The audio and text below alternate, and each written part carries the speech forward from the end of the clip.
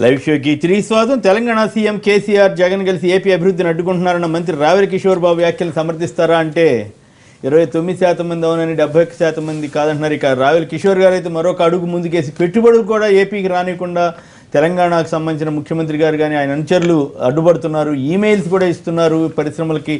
అక్కడికి ఎవరైనా పెట్టబడితే ఆ ఏపీలో పరిస్థితులు బాగోలేవని వీళ్ళే చెప్పి అడ్డం పట్టడానికి ప్రయత్నాలు చేస్తున్నారు. వాటికి సంబంధించిన ఆధారాలు కూడా ఉన్నాయని ఆయన చాలా తీవ్రమైన ఆరోపణ చేశారు తెలంగాణ ప్రభుత్వం మీద. మీరేమంటారు? నెహ్రూ గారు ఆ రాష్ట్రానికి సంబంధించిన వ్యక్తిగా మీరు సమర్థించట్లేదని వాళ్ళు బాధపడుతున్నారు. ఇప్పుడు ఆంధ్ర రాష్ట్రం అభివృద్ధి చెందాలి అని చెప్పి మనసావాచ కోరుకునేటటువంటి వాళ్ళు. ఎందుకంటే అభివృద్ధి చెందినప్పుడే అక్కడ మా మనుగడ సాగేటటువంటి పరిస్థితి ఉంటుంది. ఒక ప్రధాన ప్రతిపక్షంగా కూడా మేము ఈ అభివృద్ధిని ప్రతిపక్ష బాధ్యతలో కూడా మేము సాధించగలిగామని రేపు పొద్దున్న చెప్పుకోవడానికి కూడా మాకు అవకాశం ఉండేటటువంటి పరిస్థితి ఉంటుంది. ఇప్పుడు కిషోర్ బాబు కానీ అక్కడి నుంచి తెలుగుదేశం ప్రభుత్వం కానీ ఏమీ చేయలేనటువంటి పరిస్థితుల్లో ఇటు అభివృద్ధి చేయడానికి వీళ్ళకి 24 గంటలు చంద్రబాబు నాయుడు గారి పరిస్థితి ఏంటంటే తను ఒక బ్రాండ్ ఇమేజ్ని సృష్టించుకోవాలనే తాపత్రయంలోనే ఉన్నాడు తప్పించి ఏ సంఘటన అయినా సరే ఆయన తానే అన్నిటికీ తానే అనేటటువంటి విధానంతో పోతున్నటువంటి పరిస్థితుల్లో అసలు అభివృద్ధి మీద ఏ రకంగా కూడా స్టేట్మెంట్లకే పరిమితమై అభివృద్ధిని ఏ రకంగా చేసుకోవాలి, ఉన్నటువంటి కష్టాలను ఏ రకంగా మనం బయటపడాలి అనేటటువంటి దేశం మాత్రం ఆలోచనలు అనేటువంటి విధానంతో పరిపాలన కొనసాగుతుంది.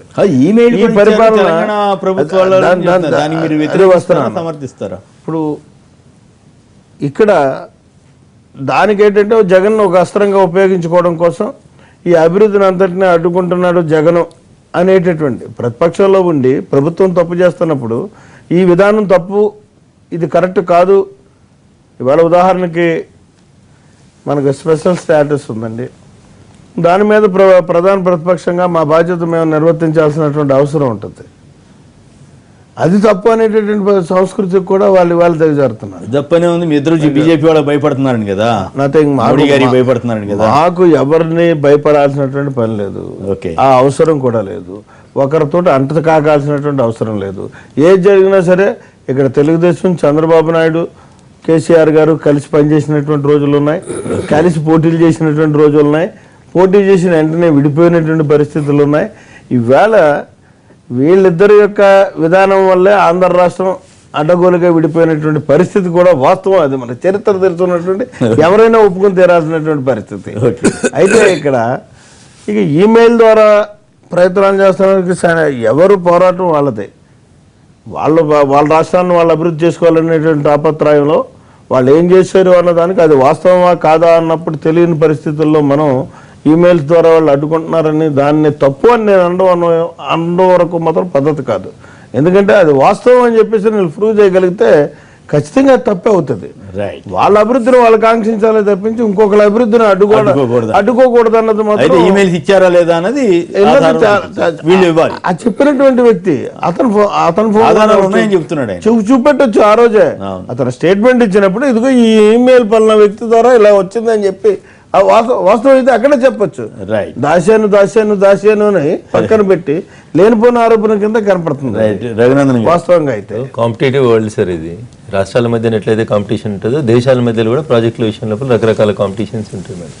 గతంలో చూసినాం సింగూరులో టాటాల ప్రాజెక్ట్ అప్పుడు కాంపిటీషన్స్ రాష్ట్రాల మధ్యలో ఎట్లా కాంపిటీషన్స్ వచ్చినాయి. పశ్చిమ బెంగాల్ ప్రభుత్వం కొంచెం వెనక ముందు చేయగానే పక్కనున్న రాష్ట్రం ఎట్లా తక్కువ ధరకి ఇస్తే భూమి అని చెప్పి తీసుకెళ్ళింది మనం గమనిస్తా ఉన్నాం. సో రాష్ట్రం ఎవరి కోరికకు విరిపోయింది. ఒకవేళ ఇచ్చుంటే బాధ్యత గల మంత్రిగా మీరు నా దగ్గర ఆధారాలు ఉన్నాయని చెప్పే బదులు అదే రోజు డైరెక్ట్ చూపిస్తే అయిపోతుంది. దిస్ ఈస్ ద ఈమెయిల్, ఇట్లా చేస్తా ఉన్నారు, ఈ పద్ధతి కాదు, ఇండస్ట్రీకి ఇచ్చారు, మీరు బాగుండాలని మీరు కోరుకోండి, మేము బాగుండేందుకు మేము ప్రయత్నం చేస్తామని చెప్పుకోండి, తప్పలేదు. ఇప్పుడు మీరు రోజు పొద్దున్న వస్తే జపాన్, సింగపూర్, రేపు చైనా పోయి అభివృద్ధి కోసమని పనులు చేసుకుంటా ఉన్నారు. మరి అడిగిపోయి తెలంగాణ ప్రభుత్వం దరఖాస్తు ఇస్తలేదు కదా. ఆంధ్రప్రదేశ్ కోపూరు మా దగ్గరికి రాని అని ఇస్తుందా? ఇవ్వదు కదా కొమ్మినేని గారు. ఆల్రెడీ ఇక్కడ కొన్ని పరిశ్రమలు ఎవరెవరు కేసీఆర్ జగన్ కలిసే మాట నిజమేనా లేకపోతే ఇంకేమన్నా దీంట్లో? కొమ్మినేని గారు రాజకీయాల్లో వీళ్ళు వాళ్ళతోటి కలిసిరు, వాళ్ళు వీళ్ళతోటి కలవలేదు, కలుస్తారు, కలవరు, అవసరాలు ఉన్నాయి లేవు అనేది ఇది ఇది జనరల్ గా మనం ఎంత చర్చించుకున్న కొమ్మినేని గారు సందర్భం బట్టి అవసరాలను బట్టి రాజకీయ పార్టీలు చర్చలు జరుపుతాయి మాట్లాడుతూ ఉంటాయి. అవన్నీ పార్లమెంట్ సరిగా జరగాలంటే నరేంద్ర మోడీ గారు కూడా కొన్ని సందర్భాల్లో ప్రతిపక్షాలతో చర్చలు జరుపుతారు. It does not mean colluded అవుతారా, ఒక పార్టీని ఇంకో పార్టీ మింగేస్తుందా, ఇట్లాంటి సరైనది కాదేమో అనేది నా ఉద్దేశం. సరే, సందర్భాన్ని బట్టి చర్చ జరుపుకోవడం అనేది తప్పు కాదనేది నేను అనుకుంటాను. ఆనంద్ గారు జగ్గైపేట నుంచి. ఆనంద్ గారు నమస్కారం, మాట్లాడండి సార్. నమస్కారం సార్. నమస్కారం, మాట్లాడండి ప్లీజ్. మొన్న పెద్దలందరికీ నమస్కారం అండి. గుడ్. టీఆర్ఎస్ పార్టీ వల్ల వైఎస్ఆర్సీపీ వైఖరి, కేసీఆర్ గారు ఆంధ్ర వాళ్ళు సన్నాసులు ఇట్లాంటి మాటలు మాట్లాడినప్పుడు జగన్ గారు రియాక్ట్ అవ్వరు. నెక్స్ట్ ట్యాపింగ్ అనేది ఆంధ్ర ప్రాంత ఆఫీసర్లు కానీ రాజకీయ నాయకులు కానీ ఏదైనా అవనండి, వీళ్ళకి సంబంధించి ఫోన్లు ట్యాప్ జరిగినప్పుడు దాని మీద రియాక్ట్ అవ్వరు. ఎంతసేపు చంద్రబాబు నాయుడు అరెస్ట్ చేయి, చంద్రబాబు నాయుడు జైల్లో పెట్టారే మాట అంటారు అంతే. నెక్స్ట్ ఇంకోటి సార్, స్పెషల్ స్టేటస్ వెంకటరమణారెడ్డి గారు అంటే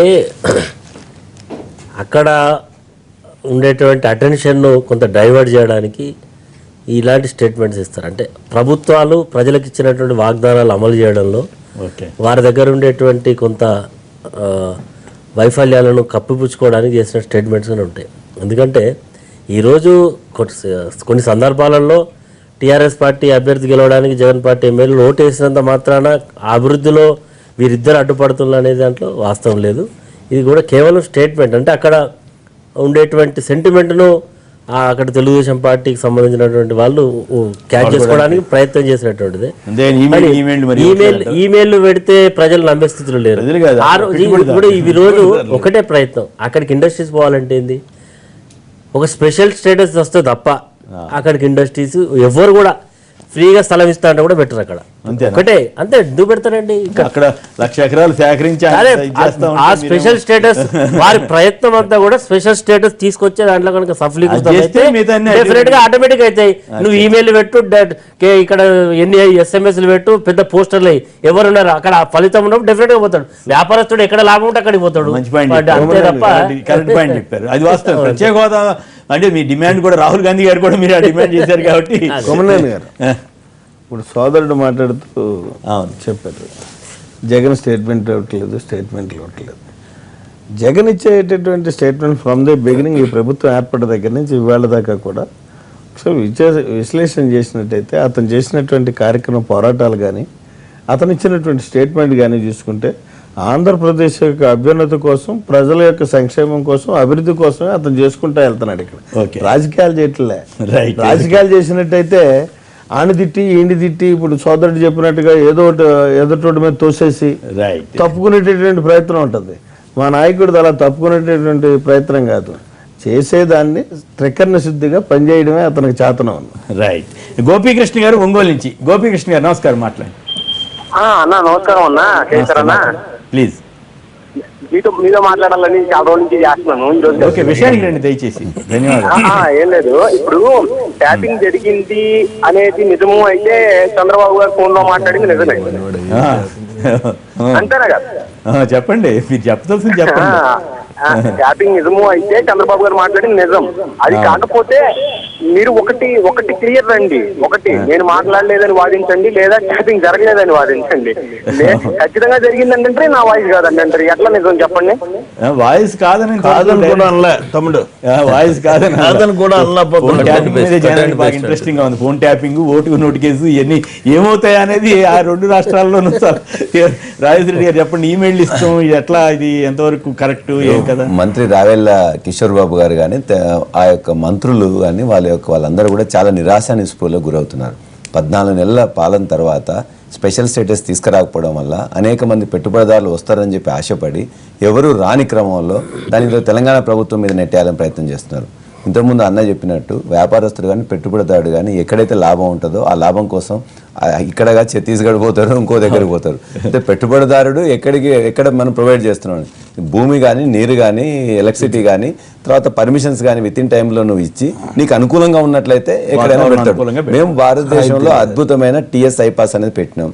దాని ద్వారా ఇప్పటికీ 42 పరిశ్రమలకు, చిన్న పెద్ద పరిశ్రమలకు మేము పర్మిషన్స్ ఇచ్చినాం. ఇచ్చే క్రమంలో వాళ్ళందరూ కూడా ఇక్కడ ఉన్న అనేక ప్రాంతాల వాళ్ళు వస్తున్నప్పుడు ఆంధ్రప్రదేశ్లో ఉన్న పెట్టుబడిదారులు కూడా ఇంతకుముందు ఇక్కడ పెట్టారు, ఇప్పుడు కూడా కంటిన్యూ చేయాలనుకుంటారు. మొదటిది ఒక యూనిట్ ఉంటే రెండో యూనిట్ కూడా కంటిన్యూ చేయాలని చెప్పాలనుకుంటారు. పటాన్చేరి ఏరియాలో మొత్తం చూసినట్లయితే ఆంధ్ర వాళ్ళకి సంబంధించినవి ఉన్నాయి. ఇక్కడ కూడా పెట్టుబడిదారునికి ఇవన్నీ ఏమీ ఉండేవి. మేము ఈ రోజున ఒక అద్భుతమైన పారిశ్రామిక పాలసీ ఇచ్చినాం కాబట్టి ఆ పాలసీలో అనేక రాయితీలు కూడా ఉన్నాయి కాబట్టి మాకు కొద్దిగంత ఇబ్బందిగా ఉద్యోగాలు ఉన్నాయి కాబట్టి ఆ ఉద్యోగాలని క్రియేట్ చేయాలి, దానికి కావాల్సిన సానుకూలత మేము ఇక్కడ క్రియేట్ చేసినాం కాబట్టి అనేక పరిశ్రమలు ఇక్కడికి వస్తున్నాయి. వచ్చేదానికి మాకు వారి దగ్గర పోవడానికి మాకు ఇబ్బంది లేదు.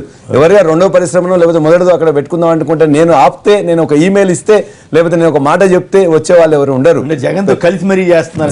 జగన్ గారు చెప్పినా, కేసీఆర్ గారు చెప్పినా పెట్టుబడిదారుడు ఒక 1 లక్ష 5 లక్షలు 10 లక్షలు కోటి రూపాయలు ఏదైనా కావాలంటే ఎలక్షన్కో దానికో ఇస్తాడు తప్ప తను పెట్టే పెట్టుబడి మీద లాభం అనేది అనువైన ప్లేసు, ఒక పరిస్థితి, పర్మిషన్స్, వీటి గురించి ఆలోచిస్తాడు. ఇది భారతదేశంలోనే 29 రాష్ట్రాల్లో అద్భుతమైన సింగిల్ విండో వితౌట్ గ్రిల్స్ అని చెప్పి పెట్టినాం. దాని ద్వారా ఈరోజు అనేక మంది ఆకర్షితులు అవుతున్నారు, అనేక మంది పెట్టుబడిదారులు వస్తున్నారు, పెట్టుబడి కూడా ఇక్కడ పెట్టబడి జరుగుతున్నది. కాబట్టి ఇందులో రావెల కిషోర్ బాబు మా మీద ఊరికే ఎడవడం కంటే వాళ్ళు కూడా అటువంటి క్రియేట్ చేసి వాళ్ళు చేసుకుంటే పడుతుంది. ఈమెయిల్స్ ఉన్నాయి, లేకపోతే అది ఉన్నది, ఇటే ప్యాపింగ్ ఉన్నది కాకుండా ఉంటే ప్రవేశపెట్టండి, చెప్పండి ఇది జరిగింది మీరు జరగొద్దని చెప్పండి. వెంకటరెడ్డి గారు కరెక్టేనా? అద్భుతమైన ఇండస్ట్రీస్ వస్తున్నాయి అని చెప్తున్నారు వారు. పాలసీలు వచ్చినాయి, పాలసీ పెట్టినన్నారు. ఇప్పుడు ఇక్కడ కూడా ఆ రకమైనటువంటి ఇండస్ట్రీస్ 42 ఇచ్చినట్టు మన పేపర్లో చూస్తున్నాం. గ్రౌండ్ ఎన్ని అవుతాయి, ఎన్ని ఓపెనింగ్ అయితే అప్పటివరకు చూడాలి. అక్కడ కూడా వాళ్ళు కూడా ప్రయత్నం, చంద్రబాబు నాయుడు గారు ప్రయత్నం చేస్తా ఉన్నాడు. ప్రయత్నం చేయడంలో అల్టిమేట్గా ఎక్కడైతే మూలం ఉందో దాన్ని అటెంప్ట్ చేయకుండా మిగతా అన్ని కూడా చేస్తే ప్రయోజనం ఉండదు. ఒక్క స్పెషల్ స్టేటస్ వచ్చినప్పుడు కొత్త రాష్ట్రాలు అయినప్పుడు మన ఉత్తరాఖండ్లో కానీ లేకపోతే జార్ఖండ్లో కానీ అక్కడ కొన్ని సాధించడం వల్ల ఇక్కడ నుంచి కూడా పోయి ఫార్మా ఇండస్ట్రీలు మన తెలుగు వాళ్ళు పోయి అక్కడ పెట్టిన పరిస్థితులు ఉన్నాయి. హిమాచల్ ప్రదేశ్లో అక్కడ పెట్టారు. స్పెషల్ స్టేటస్ తీసుకొస్తే వద్దంటే కూడా పెడతారు వచ్చి. ఎవరు మేమందరం కూడా వద్దని బార్డర్లో చెక్ పోస్ట్ నేను మా రాజేశ్వర రెడ్డి గారు వద్దొద్దన్నా కానీ పోయే పక్కకు మళ్ళీ పెట్టుకున్నట్టు పెడతారు. దానికి చివరిగా రాజేశ్వర రెడ్డి గారు మీరు చెప్పండి ఏంది, నేను మళ్ళీ గ్రామ జ్యోతిని ప్రణాళిక ఊరూర ప్రణాళిక ఆ మధ్య ఒకసారి ఒక వారం ఎలక్షన్ 3 నెలలకే పెట్టారు. మళ్ళీ ప్రణాళిక లేని అంతకుముందు ప్రణాళికలు ఏమైపోయినాయి? మన ఊరు మన ప్రణాళిక అనే భూమిక మన ఊరు మన ప్రణాళిక పెట్టారు. మన ఊరు మన ప్రణాళిక అనే ఒక భూమిక ఏర్పడ్డది. గ్రామాన్ని యూనిట్ గా తీసుకుని గ్రామంలో కావాల్సిన పనులు అనేది కూడా చిన్నవి పెద్ద అన్ని కూడా చేసుకుని గ్రామంలో ఉన్న వాళ్ళందరూ కూడా అందులో ఎమ్మెల్యేలు, మినిస్టర్లు ప్రణాళికలు సిద్ధం చేయండి. ప్రణాళిక అంటే గ్రామానికి సంబంధించిన అన్ని కూడా సిద్ధం చేసుకుంటే 5 ఏళ్ళు కాలేదన్నా గ్రామ సభలు నిర్వహించి ప్లాన్ తయారు చేసి ఫస్ట్ ఇయర్ రోడ్ కావాలి, సెకండ్ ఇయర్ నల్ల కావాలి, 3వ సంవత్సరం బడి కావాలి, అన్ని మొత్తం ప్లాన్ తయారు చేసి మేము అదే చెప్తున్నాం సార్. అదే భూమిక, మన ఊరు మన ప్రణాళిక అనే భూమిక తీసుకుని గ్రామ జ్యోతి పేరు మీద వచ్చే 5 సంవత్సరాలు కావాల్సిన ఏర్పాటు చేసుకుంటున్నాం. ఇది పంచాయత్ రాజ్ అనేది ఒక ఏదో రాజకీయ వ్యవస్థ కాదు సార్. పంచాయత్ రాజ్ అనేది ఒక ఉద్యమం. పంచాయత్ రాజ్ గానీ కోఆపరేటివ్ మూవ్మెంట్ గానీ భారతదేశంలో ఒక మూవ్మెంట్ గా ఉన్నది. అనేక గ్రామాలు కూడా ఆ విధంగా ప్రణాళిక అదే భూమిక సార్, అదే భూమిక. మీరు దాన్ని ఇంటర్ప్రిట్ చేస్తున్నారు. నిన్న కేసీఆర్ గారు కూడా చెప్పారు, మన ఊరు మన ప్రణాళిక అనే భూమికను తీసుకొని గ్రామ జ్యోతి ద్వారా నెక్స్ట్ వచ్చే 5 సంవత్సరంలోకి మనం ప్లాన్ చేసుకున్నట్లయితే అందులో అందరూ కూడా అన్ని రాష్ట్రాలు, అన్ని ప్రజలు, అందరు ప్రజలు, వ్యక్తులు అనేది లేకపోతే రాజకీయ పార్టీలకు సంబంధించి కాదు, గ్రామం మొత్తం కూడా ఒకటి వచ్చేసి గ్రామ జ్యోతి ద్వారా చేసుకున్నట్లయితే బాగుంటుందని చెప్పేసి పంచాయతీరాజ్ చట్టంలో అమెండ్మెంట్స్ చేసిన 73, 74 సవరణ ప్రకారం స్థానిక సంస్థలు, గ్రామ పంచాయతీలు బలోపేతంగా ఉంటేనే ఆ దేశం, ఆ రాష్ట్రం బాగుంటుందని కోరుకున్నారు. సరే, ఏ పార్టీ తెచ్చింది, ఎందుకు తెచ్చింది అని కాదు. ఈ రోజు నిజంగా గ్రామ జ్యోతి అనేటువంటి కార్యక్రమం కానీ, మన ఊరు మన ప్రణాళిక అనేటువంటి కార్యక్రమాన్ని కానీ మనం చిత్తశుద్ధితో ఇంప్లిమెంట్ చేయాలనుకుంటే గ్రామాలలో ఉండేటువంటి సర్పంచ్లకు కానీ, జిల్లా పరిషత్ చైర్మన్లకు కానీ కలెక్టర్ల పెత్తనం లేకుండా అధికారాలు ఇవ్వడానికి ఈ రాష్ట్ర ప్రభుత్వం సిద్ధంగా ఉందా? అది చేయకుండా మళ్ళీ ప్రణాళికలు చేయించి మళ్ళీ కలెక్టర్ చేతిలో పెడితే ఏం చేస్తారు కలెక్టర్? డబ్బులు కూడా ఒక మాట 73, 74 అమెండ్మెంట్ ప్రకారం స్థానిక సంస్థల్ని బలోపేతం కావాలని అందరం కోరుకుంటున్నాం. గ్రామీణ వ్యవస్థ బాగుపడాలంటే ఆ అమెండ్మెంట్స్ రావాలి. కలెక్టర్ ని తీసుకొచ్చి ఎన్నికైనటువంటి జడ్పీ చైర్మన్ మీద పెట్టేసి మళ్ళీ మన ఊరు మన ప్రణాళికను ఇంప్లిమెంట్ చేయడం అని అంటే ఎక్కడి నుంచి పోతా ఉంది, ఎటువైపు పోతా ఉన్నాం అనేది ఇబ్బందికరమైన. ఆలోచన మంచిది, విధానం మంచిది, కానీ ఎగ్జిక్యూషన్ కి వచ్చేసరికి మళ్ళీ మీరు పాత సిస్టమ్ లోకి వచ్చేసరికి అక్కడ ఇబ్బందులు ఉన్నాయి, గమనించారు. కేసీఆర్ గారు వరంగల్ జిల్లా పర్యటన చేశారు. వారు భూపాలపల్లి కాన్స్టిట్యున్సీలో మీటింగ్ పెట్టి ప్రతి నియోజకవర్గానికి 15 లక్షల రూపాయలు గ్రామ సర్పంచ్, ఇంకొక దానికి హ్యామ్లెట్ విలేజ్ ఉంటే 25 లక్షలు ఇస్తాను. ఇచ్చి రోజు ఏం చేస్తా ఉన్నారు, సర్పంచులకు అధికారాలు లేకుండా అక్కడ ఉండేటువంటి డబ్బులు ఇచ్చాడు, ఇచ్చి ఇండైరెక్ట్ పని చేస్తున్నాడు. అంటే మనం ఏదైతే 73, 74 రాజ్యాంగ స్ఫూర్తికి విరుద్ధంగా పనులు జరుగుతాయి. ఈ రోజు కాదంటే మీరు ఇద్దరం కలిసిపోదాము. తర్వాత మీరు ఎప్పుడైనా అధికారంలోకి వచ్చారు, మీ మీద చాలా హోప్స్ ఉన్నాయి. హోప్స్ ఉన్నప్పుడు ఏంటి, మీరు ఈ విషయం ఏదైతే ఉన్నదో మీరు అధికారం నుంచి 3 నెలలుగా పెట్టారు, గ్రామ సభలు నిర్వహించారు, 5 సంవత్సరాల తప్పే ప్లాన్ ఆఫ్ యాక్షన్ తీసుకున్నారు. ఏడాది నరకలు అయిపోయింది, 2 బడ్జెట్లు అయిపోయినాయి, మిగిలిన 3 బడ్జెట్లు. ఈ 3 బడ్జెట్లలో నేను ఏకీభవిస్తూ గండ్ర వెంకటరమణారెడ్డి గారు చెప్పిన దాంట్లో అనేక నిధులు అనేది 15 లక్షలు 20 లక్షలు మిగతా వాళ్ళు వస్తున్నట్లయితే డబ్బులు అనేది పోతున్నాయి కానీ ఒక అసెట్స్ క్రియేట్ కావట్లేదు, కావాల్సింది రావట్లేదు. 5 లక్షలకు ఎస్టిమేట్ చేయడం, మా నాయకుడు రాగానే ఒక కార్యకర్త రావడం జరుగుతున్నది.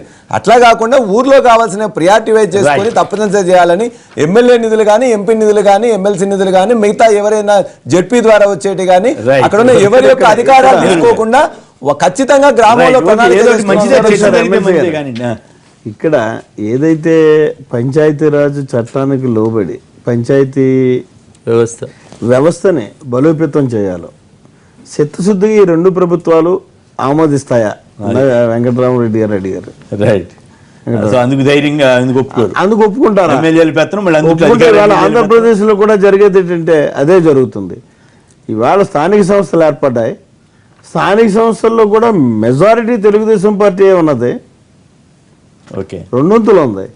అయినా సరే వాళ్ళ మీద కూడా స్థానిక సంస్థల మీద నమ్మకం లేకుండా వాళ్ళ జన్మభూమి కమిటీలను పెట్టి ఆ కమిటీల ద్వారా ఇప్పుడు ఏదైతే పనులు ఉన్నాయో అవన్నీ అట్లా చేస్తారు. సంక్షేమ కార్యక్రమాలు కానీ, ఆర్థిక కార్యక్రమాలు కానీ వాళ్ళ ద్వారానే చేస్తున్నారు తప్పించి ఈ పంచాయతీ వాళ్ళ దగ్గరికి నుంచి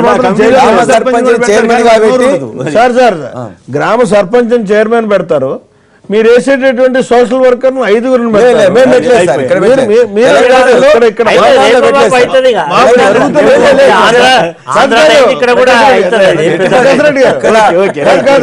ఇక్కడ ఆంధ్రప్రదేశ్ లో జరుగుతున్నది మాత్రం అదే 5 జన్మభూమి కమిటీ సభ్యులు.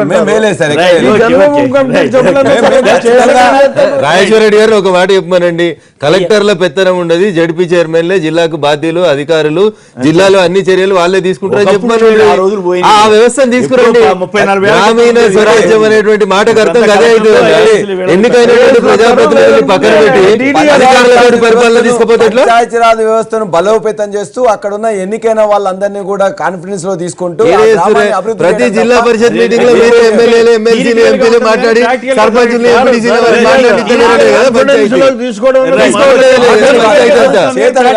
మాటలు కాదు కదా, చేతలు కావాలి. జగన్ కలిసి ఏపీ అభివృద్ధిని అడ్డుకుంటున్నారన్న మంత్రి రావెల కిషోర్ బాబు వ్యాఖ్యలతో ఏకీపిస్తారా అంటే 27% మంది మాత్రమే ఏకీపిస్తామని, మిగతా 73% మంది కాదన్నారు. ఎస్ఎంఎస్ పంపిన వారందరికీ కూడా ధన్యవాదాలు. జ్యోతి నెహ్రూ గారికి, రఘునందన్ గారికి, గంట వెంకటరమణారెడ్డి గారికి, రాజేశ్వర రెడ్డి గారికి అందరికి కూడా ధన్యవాదాలు. ఇది నేటి వార్తా విశ్లేషణ కార్యక్రమం. నమస్కారం.